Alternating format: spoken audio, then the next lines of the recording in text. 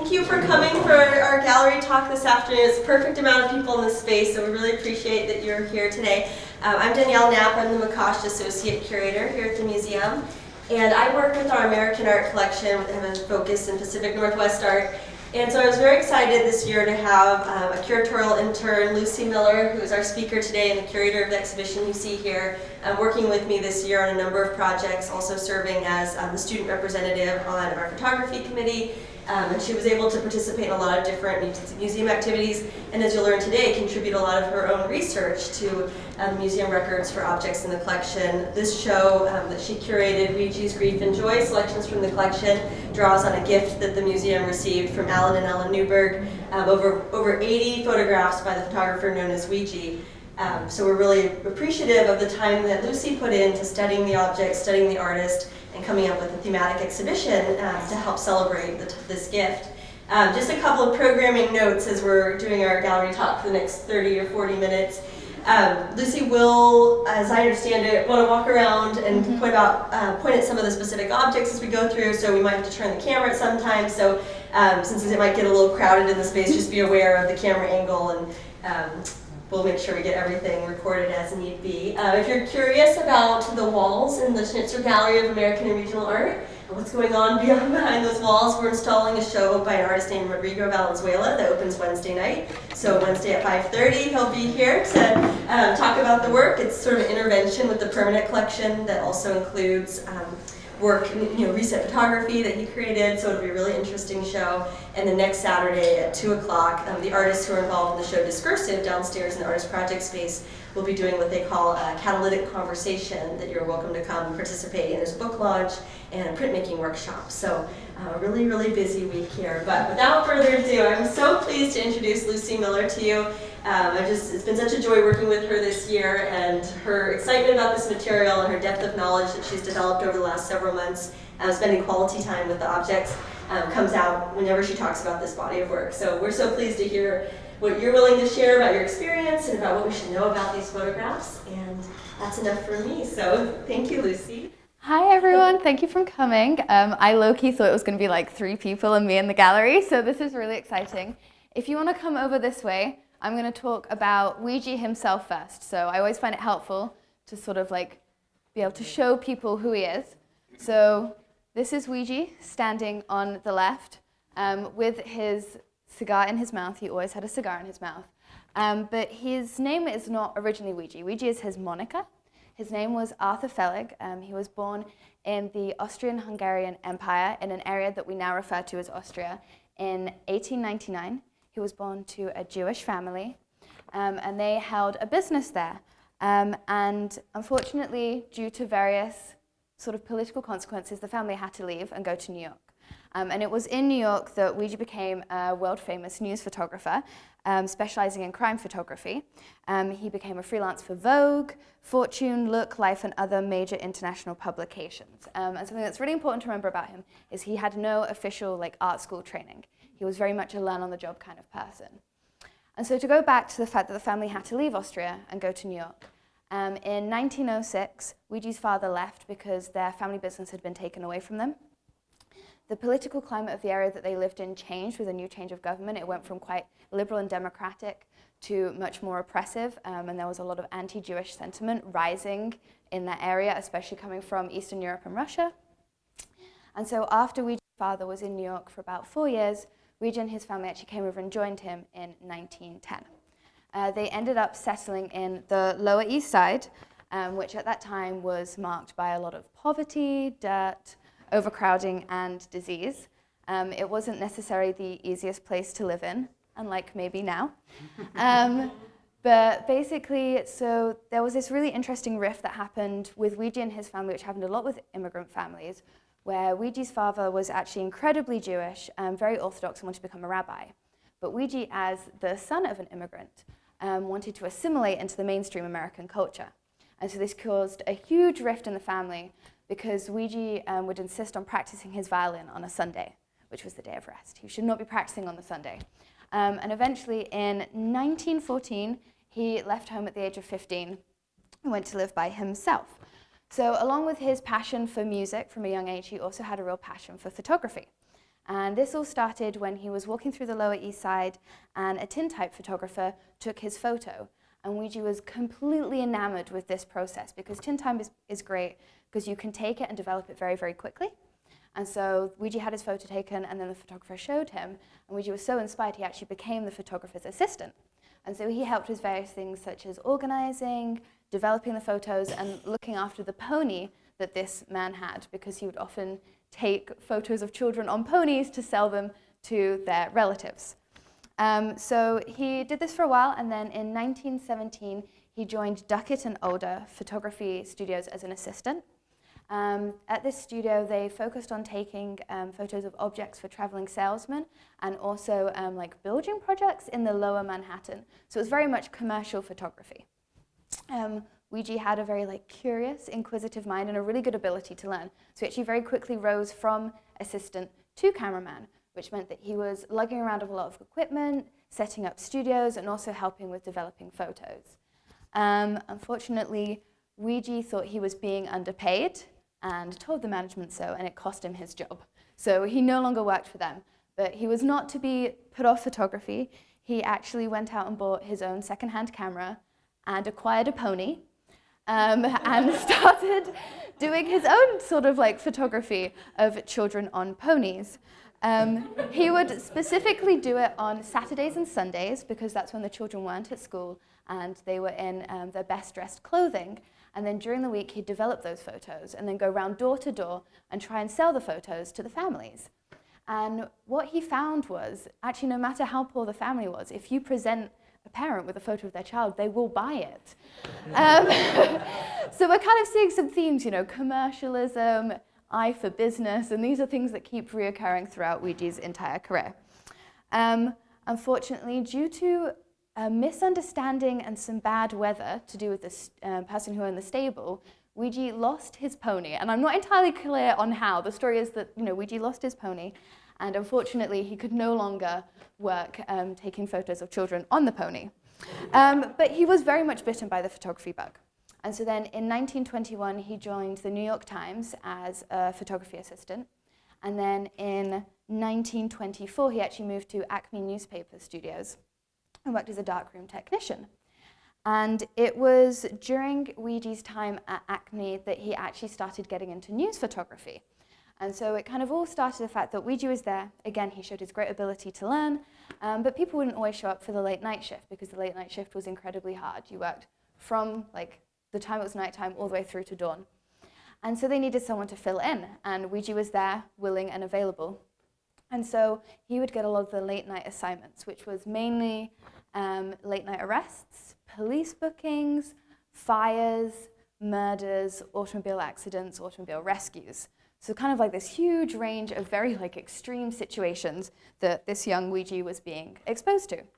And the way that Acme did this was they had their own shortwave police radios where basically they could listen in to the crimes that were being reported to the police and then rush to the scene to get there first to take a photo of what had happened before the police came and sort of interfered and put things around and altered it. And the sort of reason why they did this was because the better the photo, the easier it is to sell the next day to the newspapers. And so Weegee did this for a while, and then in 1935, he decided that actually he was going to go out on his own. He was going to do it by himself. He wanted to be a freelance. And the reasons why he wanted to be a freelance is, one, he was pretty restless. He'd been working for other people for a long time, but also because he wanted recognition. And this is another very important point about Weegee. He loves recognition. And when he was working for Acme Studios, all of his photos that got printed in the newspapers would be credited to them, not to him. And so he was like, enough is enough. I'm going to do it myself. Unusually, he actually had a lot of very early success doing this. It was normally quite hard for people to be financially stable, but Weegee was. And this is kind of for a number of reasons. One, he was using his contacts from Acme, from working there. He was also using the skills that he'd built up for many, many years. At this point, he was a consummate professional. He knew what he was doing. He started when he was very young and had just been working in photography ever since. He also had a reputation for incredibly fast response times, faster than anyone else. That's actually one of the reasons that people give for his name or his moniker being Weegee. It's this eerie ability he had to turn up at the crime scene as if he'd known in a premonition, like a Ouija board. And so people say that they took the word Ouija and it ended up with Ouija. That's actually debated, and I'll get to that later, but I like this explanation because I like the creepy aspect of it.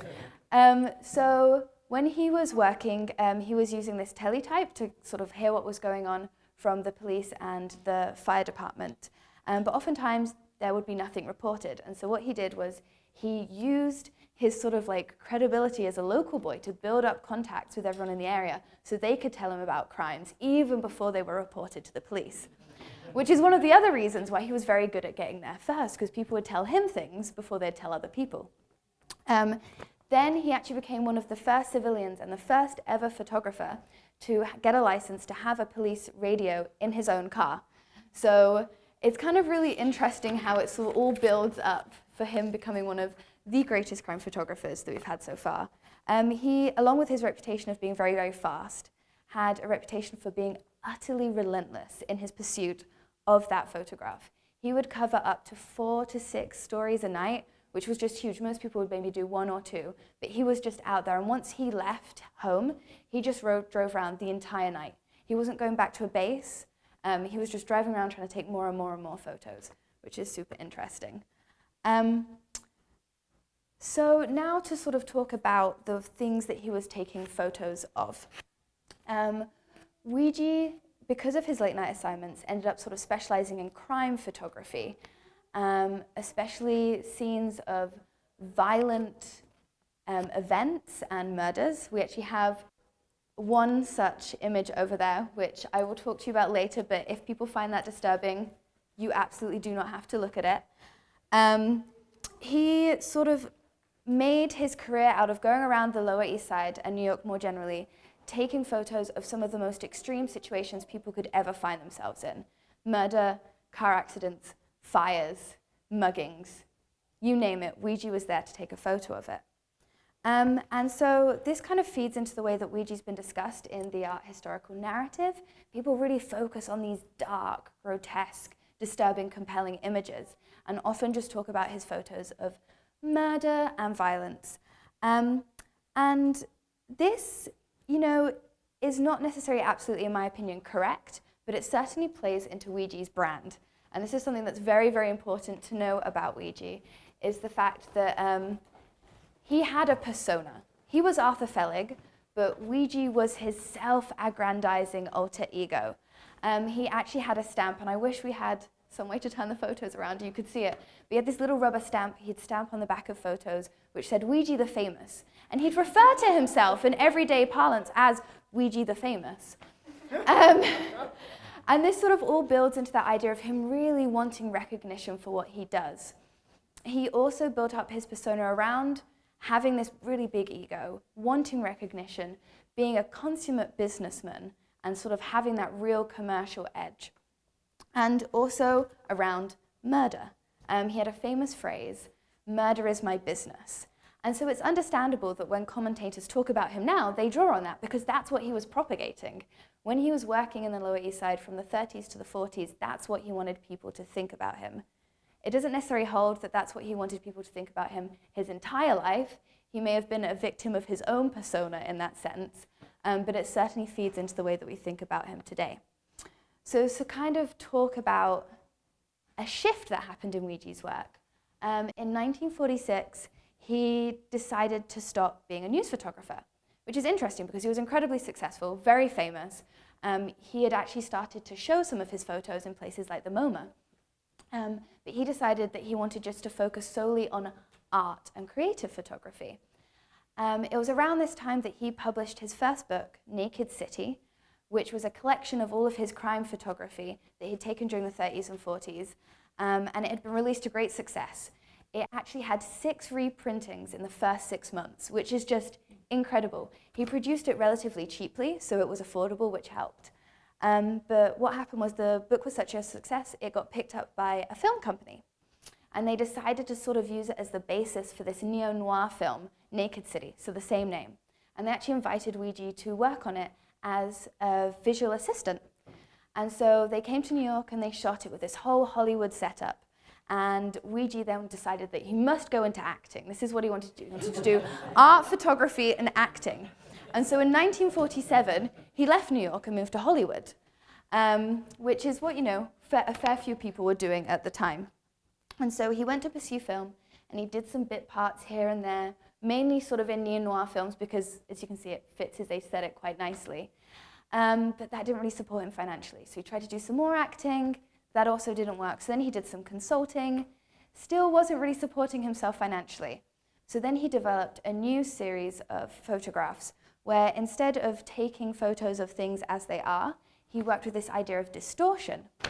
And so what he'd do is he had his camera, and then he'd have a piece of plastic that he would sort of melt and twist, and he'd either put it in front of his lens and take a photo so the image was distorted, or when he was using the enlarger, and the enlarger is like this big contraption that basically shoots light through the negative onto the photographic paper so the image is imprinted on it.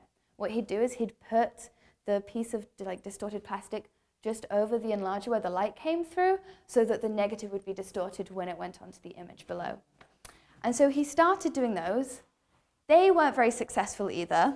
They're still not considered very successful today, except for this one book that came out recently that's trying to rewrite how we understand these things that Weegee did. But what he did was he basically focused on doing celebrity portraits and using very famous, recognizable faces and distorting them, or using famous, sort of recognizable landscapes from Hollywood. You can see why he might want to do that. He was very shrewd, and he really sort of knew what at least he thought would sell or what was popular at the time. So he's tapping into already established brands to try and use his own. But then, obviously, Hollywood didn't work out. So in 1952, he returned to New York. And he didn't go back to news photography. He continued trying to make creative photography. And actually, during this time, he did his first series of nudes. People have not always been very kind about his nudes. There's a theme. People have not always been very kind about Weegee. But they've not always been very kind about his nudes. I'm going to talk about that a little more later because there's an image behind you that comes from one of those series. That people refer to it as pornographic, which, there are pros and cons to that description. So he sort of worked on these nude photographs, and then he continued to sort of take photos around him until he died in 1968. But he is certainly, at least in my opinion, and in the opinion of a lot of other people, one of the most important photojournalists to have ever lived and work in that profession. So, now I've given you a spiel, now you know everything there is to know about Weegee. I'm going to talk about the exhibition. So, oh my gosh, it was so exciting. When I went into Danielle's office, and Danielle was like, what sort of stuff are you interested in? I was like, well, I like photography. And then she was like, well, we just had this gift and we need to do something with it. And it was just like a blessing from the heavens. It all started with me and Danielle laying out all 88, I think, photographs from the collection and just looking at them really, really closely to try and understand what we had, what it looked like. And so whilst we did a lot of close looking for quite a few weeks, I was also sort of reading about Weegee along the side to try and supplement my understanding of how people talk about him, what's going on in his images, and actually looking at the images that there were. And I noticed in my readings that people talk about murder a lot. People love to talk about his images of violence and murder. But from looking, and our collection is small compared to his body of work. He has thousands and thousands of photos. But even from looking at our collection and then looking at archives of his photos in other places, I realized that actually most of his photos aren't about murder. That's just totally wrong. And I found this really, really interesting, this sort of disparity between what people talk about that and actually what's within his body of work. And what I sort of started to see within our own collection was there's a real range of situations and emotions presented. You did have scenes of murder and violence, but you also had scenes of joy, play, sort of leisure. There was a real contrast with what was going on. And so I was sort of thinking about these contrasts and these extremes and how they played together when I came across this photo. And this is where we're going to move over here. So you can see this one. This one here is called Grief and Joy. And it's one of the ones from our collection. And whilst I was thinking about these sort of extremes and contrasts, I came across this. And so this is a diptych, but it's actually originally two separate photos. So they've been printed elsewhere separately. And what Weegee has done is he's decided to print them side by side. And then if you look closely, put words at the top. So this one reads grief and this one reads joy. And it was sort of very interesting for me to sort of have an idea of this theme that's happening in my head and then to see it there in a photo. And here with the sort of comparison of these images side by side and certainly with the words, Weegee's inviting you to think about the extremes in his work, the extremes of life within New York at this time, and sort of, how you have this contrast. And so, as you can probably tell, Weegee's grief and joy, this is what sort of like inspired the exhibition as it is now. And I sort of wanted to use this as a space to really think about how Weegee looks at these themes of extremes and excesses within his work, and how that is consistent throughout his entire career, but changes over time. So early on in his career, extremes and excesses, extreme situations, excessive wealth, as we'll look over there, really sort of focused on like commercial and photographic devices. He was a tabloid photographer. Sensationalism sells. It makes sense that you'd want to have very extreme environments and situations. But also if you think about him not just as a tabloid photographer, but as an artist, as a photographer, extremes of emotions and extreme situations elicit a response in the viewer, and artists still use that today. So it also works as a very compelling photographic device. You want to look at these photos. You want to go into them more deeply. And so if we sort of look around the gallery, we see this throughout here, and then over in this corner, this is when Weegee sort of starts to make a transition away from using excess and extremes as a photographic device and uses it instead as photographic technique. And so before I was talking about the distortions, if you look there in Marilyn Monroe's face, you can see that she's distorted. And so you see how Weegee's practice actually develops, and he's still pursuing the same sort of themes, but doing it in different ways. And I guess my sort of like secret subtext to this is I'm trying to convince everyone that Weegee's an artist, because nobody really wants to accept that, but like having looked at his work, I certainly believe it. Okay, so now to talk about some of the works themselves a little more. This one up here is, they're all my favorites, so watch out for me being like, this is one of my favorites, but this is one of my favorites. It's the photo of the Umeko Building, which is on fire in New York. You might have to get close to see it, unfortunately. And so as you can see, there's a fire engine that's putting out the fire here. You've got the water spurting up. You can sort of see the flames from where Weegee's had to throw down like a flash to light it up, because otherwise there would be too much contrast. You wouldn't be able to see anything. But if you look very, very closely in the middle of the building, there's a sign that says, "Simply add boiling water," which is one of the luckiest coincidences as a photographer you could have, because they are adding boiling water, but this sign was actually an advert for bouillon cubes. And this is actually something that appears in Weegee's work pretty often. So he doesn't just necessarily add in words like he did here. He also uses signs that exist sort of like within the scene that he's taking to make ironic points about what he's doing. And this kind of plays into the fact that Weegee was actually a very, very funny human being. He was very ironic, very sardonic. If you spend any time looking at the titles of some of his images, he often tries to play with word and image even when it's not included within the image itself. So I just think that this is a brilliant example of one of the small sort of leitmotifs that you see throughout his work. Okay, so now we're going to come over to this one here. So here we have a photo that I think is really, really important. It's called After the Riot, Harlem Mother and Child. And so this is referring to one of the riots that happened in Harlem during the 1930s. It's important to remember this because these riots just sort of didn't spontaneously happen by themselves. The riots that happened in Harlem in the 30s and the 40s were the direct consequence of people protesting the extreme police brutality that was happening at the time. And so Weegee, as an immigrant himself, absolutely abhorred racism. He actually speaks about it quite extensively in one of his books. And so when the riots in Harlem happened, both times, because I think he has ones from the 1940s as well, photos of that one, he went to Harlem to document it, to sort of show what was happening there at that time. And for me, this imaging is like really important to include because not only is it compelling in the way that it's composed, with the shut-out glass framing the mother's face and slightly obscuring the child's face, it's also really important for our moment in time now. I think it reminds everyone that the sort of stuff that we're seeing in the news has a really, really long history and precedent for happening. The death of Stephen Clark didn't just come out of nowhere. It comes from this kind of history, and like the protests that Black folks are having to do, has a long-standing in American tradition. And so I thought that this was really important to have in the exhibit because it kind of reminds us of that history and of that heritage and how we have to still keep working towards trying to make it better for people. So yeah, this is one of, I think, the most compelling images that we have. And it's really nice because I feel like people kind of expect Weegee as an immigrant who lived in the Lower East Side to only sort of take photos in that area, and this kind of goes to show that he really did work in other parts of New York too. Okay, now we shall move to this one. So this is the one that some people may find disturbing, and that's okay. But it's a very evocative photograph. It's called Murder in Hell's Kitchen.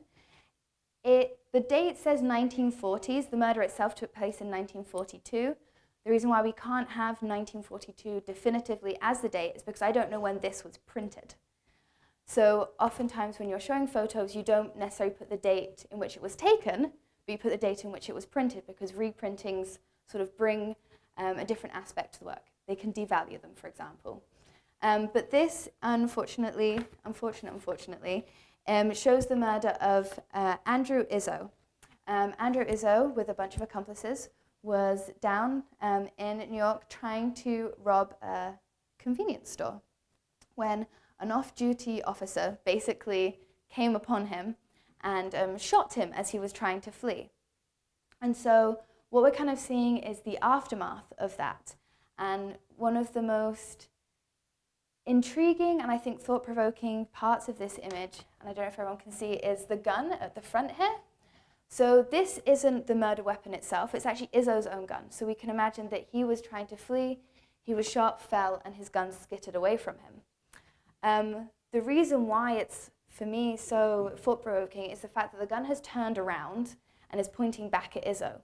So even though it's not the murder weapon itself, it makes it very, very clear the event that has just happened. It gives you the whole context. This is not just, a body that has been murdered. Shows you the sort of violent action that took place. This is heightened by the fact that the Weegee's flash has sort of made the gun light up itself, and even though it's really foreshortened, you really get that sense of directionality. It's asking you to look at this figure and confronting you with it. Another really important part of this image, at least I think, and what really humanizes it is, and you don't have to do this at all, but if you do feel like you want to and you look closely, you can actually see that Izzo still has his cigarette in his mouth. And so whilst he was running away, he was smoking the cigarette, and it's still there after he died. Yeah, so this is kind of like when you hear about Weegee, this is what you expect. This is what people expect you to think of. This is what people are going to show you as this kind of image. And it is very compelling, so I can see why people would want to talk about them. Okay, so to move on again. Keep making you all move, I'm so sorry. We are now going to talk about possibly one of Weegee's most famous images, the Critic. This one is utterly fascinating. There is a whole story that I'm going to give you behind this image. So basically, it was shot on the opening night of the Metropolitan Opera in 1943. And if you look here on the right, you can see what appears to be a woman looking utterly aghast at these two incredibly wealthy, well-dressed, bejeweled patrons who are coming to the opera. And, when you first look at it, you're like, okay, I get it. Weegee's talking about social, economic inequality within New York at the time, which he is, but not everything is as it seems. It actually transpired later that this entire photo is staged. That doesn't mean that these two wealthy patrons knew anything about it. In fact, Weegee asked his assistant, Louis Luetta, who's the one who told everyone about this, to go down to Sam's Bowery, which was a bar in New York, and to go find this regular and ply her with cheap wine until she was incredibly drunk. Then Weegee's assistant was to bring this woman up to the opera and at a prearranged signal, release her. Yes. And so as these two wealthy women got out of their cars and walked up to go into the opera, Weegee gave the signal, Louetta released this woman, she looked utterly aghast, and then Weegee took the photo. Which is why these two women have absolutely no idea what's going on and look utterly serene. And it's also really interesting because this photo originally used to be a little bit bigger. About a third of it has been cropped out to really focus your attention on this sort of social inequality and like the look of disgust that this woman has. Weegee tried to sell this image to PM Daily, who actually refused to print it because this was taken during World War II and they thought it would be inappropriate to show women in such jewels during wartime. That's really interesting because, and I don't know how, but the Nazis got their hands on this image and decided to make flyers with it. And underneath they put the tagline, GIs, is this what you're fighting for? And flew the flyers over to the front and littered them over the US troops. And actually, Mr. Cavagnon, who's the son of this lady here, was fighting at the time and was too embarrassed to tell everyone that that was his mother. So you can kind of see like some of the intricacies of this photo.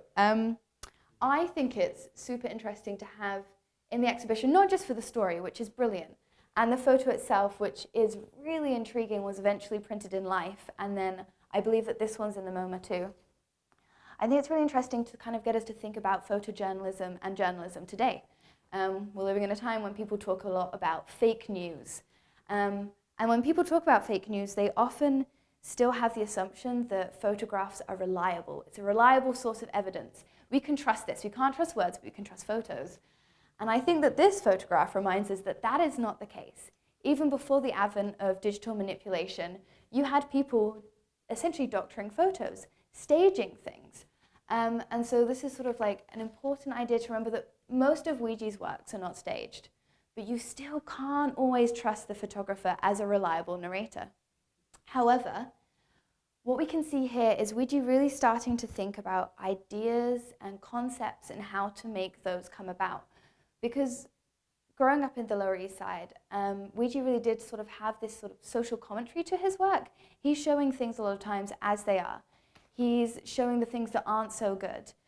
Here, he's thinking about these things that he sees in his everyday life, the inequality between people in New York, and then he created a photo to make that happen, which is definitely something that an artist does. And this is one of the reasons why I really want people to start thinking of him as an artist and as someone who has a full body of work. Okay, so now to move on to something a little bit more joyful. We have this wonderful, wonderful picture of children playing in a fire hydrant during a really hot summer in the Lower East Side. It's one of my favorite images. It's one of the images that kind of made me be like, wait, it's not all depressing in Weegee's work. What are you talking about? It's such a beautiful scene of naive, innocent play. And actually, for photographers in New York at this time, it was actually a common scene for them to take photos of. And there are various other photographers who have sort of similar scenes of children playing. This one for me is really interesting because you've got the parents standing around in the background watching their children. You've also got the fact that this image ended up in the book that I referred to earlier, Naked City, which was then bought to turn into a film. And if you ever watch the film, which I highly recommend, it's a very good neo-noir, at the beginning of the film, about 15 minutes in, they have a scene that is exactly this photo. And it's just so fascinating to see how Weegee's work and how his work as a visual assistant in another medium really played into the way that the film looked. Also, if you're interested in film, and I only worked this out with one of my film friends the other day, has anyone seen the film Nightcrawler? Yeah. So the character of Nightcrawler is based on Weegee. Yeah, which is like really fascinating. Nightcrawler is this film about this photojournalist who goes out at night and takes photos of crimes, and all kinds of calamities ensue. I don't want to give anything away. But it's based on Weegee. So it kind of goes to show that Weegee's still in our consciousness today. He's still an important figure. So now to move on to, now this is actually my favorite one. 110% favorite one in the entire show. This was taken in the 1950s when Weegee started to do his nudes, which he'd never done before. We actually have another one of his nudes down in our collection, which is also really beautiful. But he gets a lot of stick for his nudes. They're oftentimes called pornographic. It's certainly true that they're objectifying the female body. I don't think that we can disagree with that. And they may be problematic, but I wouldn't necessarily call them pornographic. And the reason why I have issues with this term is because, at least to me, it really stinks of elitism and classism. If we think about the way Weegee was as a photographer, the fact that he's not really accepted into the art world, even when he does have photographs in the MoMA, he was never sort of given his own retrospective there. He grew up, working poor. He had a real commercial bent to his work. He worked for tabloids. These are all things that would be considered by high art as low art. And when he tries to make this transition, which he did, into making high art, people absolutely refuse to accept it as high art. To me, this is definitely art. It's so different to the rest of his images, where you can see that the contrast is incredibly sort of high. You've got the really dark against the really light to sort of give you that visual oomph. This is clearly taken in a studio. It's lit beautifully. So you've got this shadow down here. It's very well composed. The curvature of her body is really elongated and emphasized. This is clearly someone who's taking a photo of a nude, which is what artists and photographers have done for hundreds and hundreds of years. But when Weegee does it, because he's working class, because he's commercial, it's pornography. It's not allowed to be accepted as art. And this is something that comes up time and time again in the way that people talk about him, especially in the 90s. Some of the stuff I've read is incredibly disparaging because he has this commercial aspect to his work. And I don't want to get too deep into this. I'm going to go on a whole rant otherwise. But the problem is we still kind of see that today, where if you are an artist and you need to make a living because you're poor, because you don't have access to a studio and you don't have the time to sort of sit around and make what would be considered high art, if you have to work commercially, that means that you are excluded from the echelons of high elite art. And that's kind of what we're seeing with the way that Weegee's work has been discussed. And I'm going to stop there because otherwise I'll just keep going on about that because it really means a lot to me. Okay, so over here we have another one of his incredibly famous images that we are really lucky to have. It's very recognizable, mainly because it's Marilyn Monroe. And so this image was taken whilst he was in Hollywood. And the reason why he sort of started to do, or at least some people believe he started to do these distortions with the face, is because it was a critique of Hollywood's obsession with beauty and wealth at the time. And so by distorting the face, you're drawing attention to the face, but you're also drawing attention to how superficial and shallow that can be. Now this kind of sort of all rolls into what I was talking about before, about Weegee's work not really being accepted. He later on produced another book. He had 4 books, and one of them was about photographic techniques, where he talks at length about his techniques for distorting faces, why he does them, how he does them. And when he started making these, people were like, it's a cheap gimmick. That's all it is. You're just distorting the face. Bear in mind that people hadn't really done this yet, but they just, sort of were like, it's a gimmick. It doesn't mean anything. But in this book about his photographic techniques, Weegee actually addresses some of these criticisms. And he says, I know people call it a gimmick and they think it's cheap, but just you wait until they make it into a piece of technology that they can sell for a lot of money.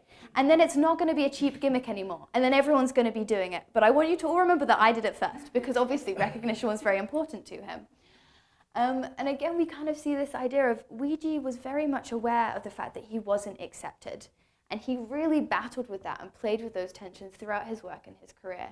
And this photograph is really sort of a great way to remember the struggles that he had to be accepted as an artist and does today. So yes, that is everything. I will stop now. Does anyone have any questions?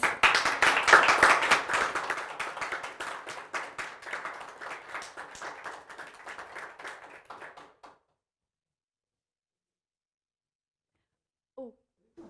Go ahead, Mark. Okay. So, who says that he could just take a picture of a dead body? You know what I mean? Oh yeah, totally. Him being exploitative. Yeah, so that's a huge criticism of Weegee's work, and a very valid one. He is quite exploitative, but you have to remember that in the 1930s and 40s, the sort of ideas of consent were very, very different. People did just go and take photos of the bodies and then print them in the newspapers, and that was sort of perfectly acceptable. But when we're looking at it today, a lot of people have sort of critiqued him for that, especially if we look over at the photo of the children sleeping. You can be certain because they're asleep, none of them said that that was okay to their photo. I'm guessing he didn't ask their parents. And so there is this sort of tension of Weegee doing things which was certainly helpful for his career that we might not agree with today, and rightfully so. Yeah, but no, he didn't ask anyone. He just took a photo of the dead body. Yeah. Yes. My question is similar to that. Did he have a good relationship with the police in terms of his personality, or was he abrasive? I assumed that there was some tension there because of his, the way he was. So from what I've read, and it's hard because there aren't too many stories about his sort of interactions with the police, it seems to be a mixture. It seems like sometimes he sort of annoyed them because he was in the way of their crime scene taking photos, they're trying to do their job. But at other times, it seems like compared to all the other news photographers of the time, Weegee had like some sort of like privileged access to a lot of people. So there's this amazing photo that I wish we could have included, where you've got this person inside a police van, and it's like Weegee's camera is looking through the little holes, and the boy is looking out. And the fact that Weegee was able to get so close and do that, a lot of his photos show that he must have had some kind of good relationship with the police force to take photos of what he did. There's another one of a man who murdered a police officer, and he's followed him right into the booking room and taken a photo of him. So yeah, I'm sure there are a lot of stories that are lost to us about Weegee's run-ins with the police. Any other questions? Go for it. I have a question just about whether the opinion about him is now changing, or if that's kind of just a continuing, like, what are people publishing about him now, or what are they kind of thinking? Yeah, that's a really interesting point. There's kind of like this split in the scholarship, and so you have the scholarship about him in terms of journalism and like photojournalism, and then you have the scholarship about him in terms of photography. And the photojournalism very much focuses on, his time taking photos of murder. They don't really consider the rest of his body's work because they don't see him as an artist. And in a way that makes sense because they're looking at him from a journalism aspect. In terms of photography, he's discussed, but not as much as you'd expect, considering like how sort of well known he is. Most of the time, his later work is very much disparaged. There is one person, Richard Mayer, who recently, I think in 2012, published a book called Naked Hollywood, which is the name of Weegee's third book of these images and others that he took in Hollywood, who tries to sort of rehabilitate this part of Weegee's work into discussions. But prior to that, everyone is just so cruel. Like even some of the work that really praises this is like, and then he did stuff later and we really shouldn't look at that and that's really bad, and it was like very superficial.